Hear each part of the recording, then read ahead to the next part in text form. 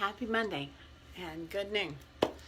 We've been talking about emotional health the last few Mondays. We've been thinking about the fact that coronavirus has exposed to us how emotionally immature we are, although some of us aren't admitting that yet.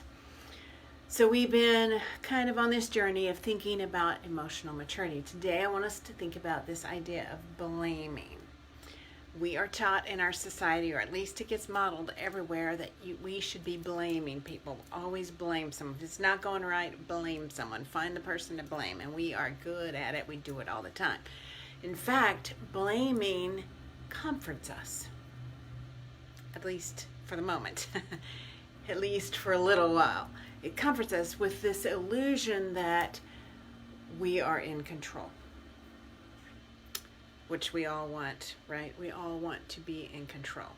So we say things like, you are ruining my life. My boss makes my life miserable.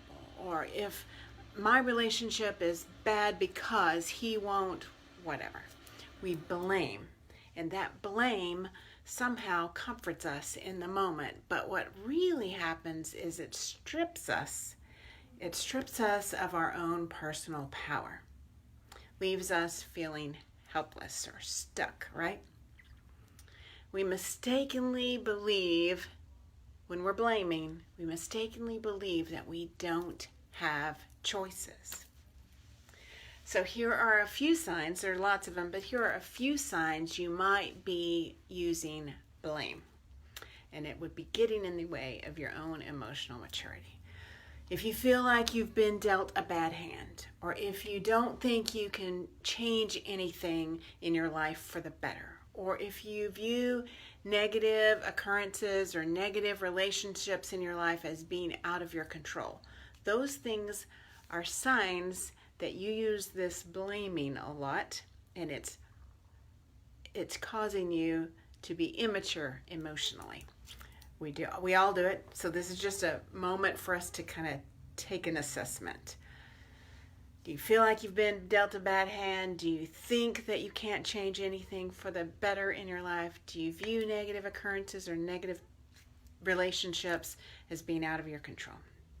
If so, it's time to stop blaming. Now here's the tricky part. Here's the reason we blame. If we stop blaming, then we have to start confronting ourselves. That's why we blame, because we don't want to confront ourselves, right?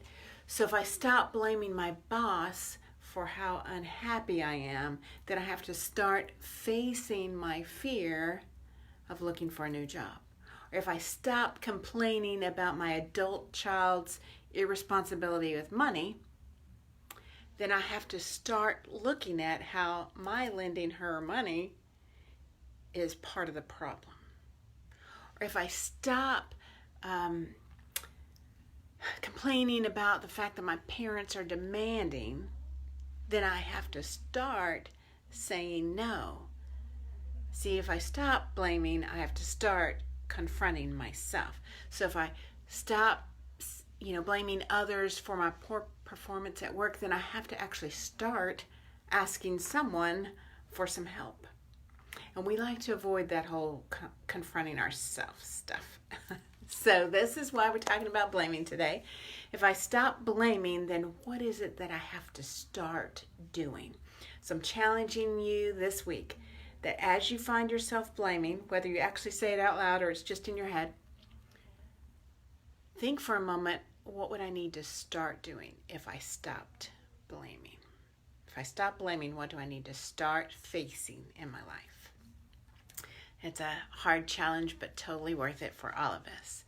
I'm Michelle Gooch with Life by Design. At Life by Design, I know that you are wanting to align with who you really are. And in order to do that, you have to learn to trust yourself. There's a challenge, right? And so the problem is that you can't find your way to where you want to go, which makes you feel like you aren't, you don't have what it takes. And so at Life by Design, I believe you do have what it takes, and I want to help you find that. So you can get a free consultation with me at www.lifebydesign.guru, lifebydesign.guru, and we can get started. I'll see you next Monday.